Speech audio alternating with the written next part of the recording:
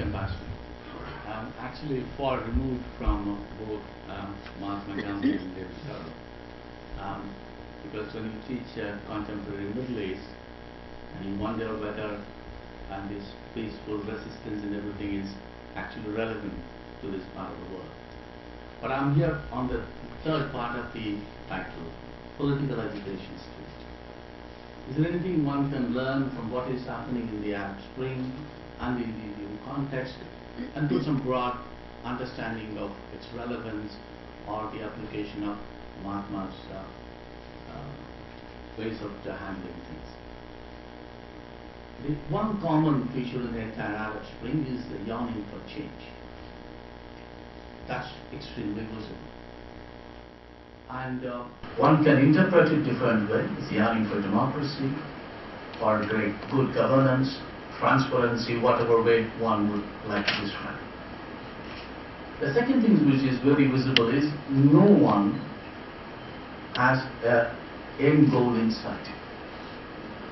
And 2 years of turmoil, we don't see what is going to be the end result, or how long it will take us to reach some sort of a normalcy in the Middle East. So Morocco to Iran, we are still in the state of flux, without any tangible model, both inside or outside India. If I take the same situation in India, we had 2 rounds of popular protest. The first one was over corruption. It is true there is a widespread popular disagreement, resentment over corruption. But we all knew that it was a question of time before the public interest would wane. Because while most of the people were forced to give in to corruption, we also know that part of the people also benefited by that. Because in India, most of the things do not get done unless you know someone of your caste, color, race, religion, or any of the compositions. And all the festivities have an unannounced Indian culture functions. Whether it's a New Year, or a festivity, or a birthday party, it's almost becoming an Indian culture, giving money out of town. So therefore, when you are on one level recipient of corruption, how can you actually fight against corruption? And that's what happened to people who self-proclaimed leaders. When you look closer to them, you saw the feet of clay. Yeah, I only use this fund for a noble cause. But extremely ungodly. Gandhi, for him, the end is as important as the means to achieve the end. And that's why some of the self-proclaimed leaders went by the wayside. But the second way of protest is over the violence against women. This is somewhat different, because it actually touches a wide segment of Indian population. It actually forced a number of women to look back at their own personal ordeal they went through.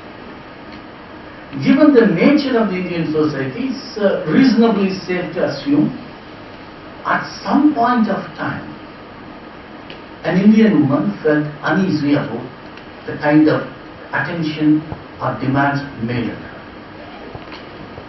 And I think this agitation actually enabled a number of women to come into the forefront without actually describing the circumstances or the specific incidents they went through. We all know the statistics is only one part of the story. Most of the violence against women happens within the family, which actually over a period of time, and you are actually indoctrinated to say this is unacceptable to speak out. It is okay to go through, but not okay to speak out.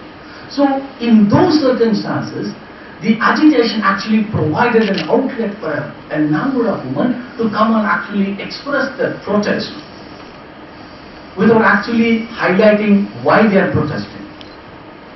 Because it is not pleasant to say. And therefore the second agitation was much widespread, and it touched a lot of women.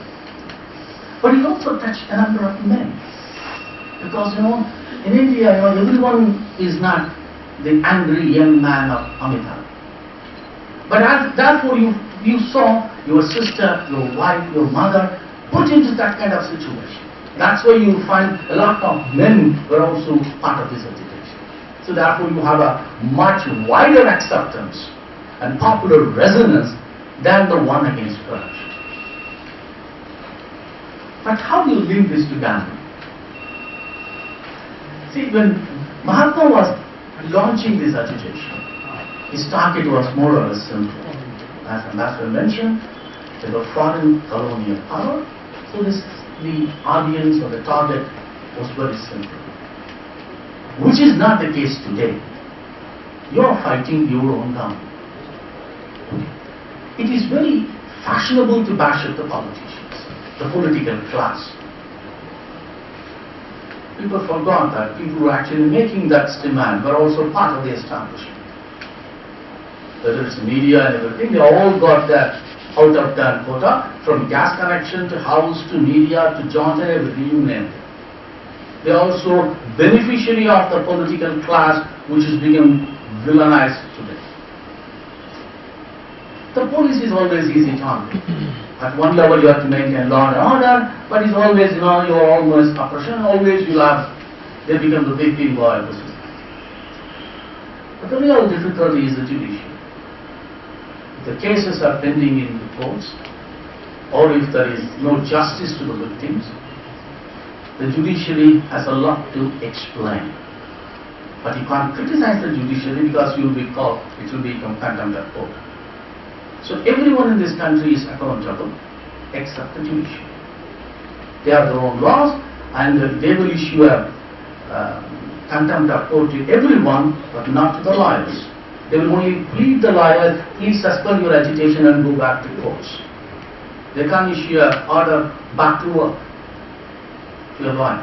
They have to plead with them. That is how the Indian judiciary is functioning. Right in the middle of agitation, one prominent accused was let off on bail because of health reason, and they had the audacity to actually convert a death sentence into a life imprisonment, almost under similar circumstances. But our popular agitation is not directed against the judiciary yet. We don't know whether it will ever reach there. And now if you look at Mahatmas, the real challenge of Mahatma is not the outside world, it is the self. And it's very easy to ask everyone to change. You can bring about a revolution, you can ask everything except change yourself. I think that is where Mahatma stands out differently from the rest of the leaders of India. If you look at all these agitation and everything, he first talked about self-purification. And most of them who talked about satyagraha, fasting and everything, probably they never read Mahatma. I think that is where you have to go by. Unless you are absolutely clear about yourself, at least try the maximum to clean yourself of any possible conflict of interest or motives, it is extremely difficult to lead a challenge. I think that is where all the agitations are actually failing. Your ability to change the world begins with the self. And I think that is where Mahatma stands. And he may not have achieved everything he wanted. Besides fighting the British, he also fought against the Indian society that we talked about, untouchability, inclusion of everyone within the society. If you look at all his speeches, he talks about different communities. Very often he talks about Jews in his conversation, when he knew very well there are only a handful of Jews in India at that time. But all his public discourses were inclusive in nature. And I think that is the fighting against untouchability is one of his cornerstones of trying to bring about a social reform. So while fighting the government, the agitation persons also fight up, is it anything I can do to improve the Indian society? They are not got there yet. They want to change the laws. They want to make the DGP accountable. They want the judiciary to be accountable, except oneself. The kind of demands are legitimate, but you will not get there until you ask the other part of the question. Can I change myself? I think that is where all the agitation is going to be failing in the end. Because bringing about a revolution begins with a sin. And I think that is where it's true for the Arab countries. It is true in the Indian, whether it's a question of corruption, crusade, or even any kind of social change. The people who perpetrate this violence are also part of the same family. So are we ready to speak out? And I think that is what Gandhi has actually said. Be truthful to yourself. And we are nobody. Thank you very much.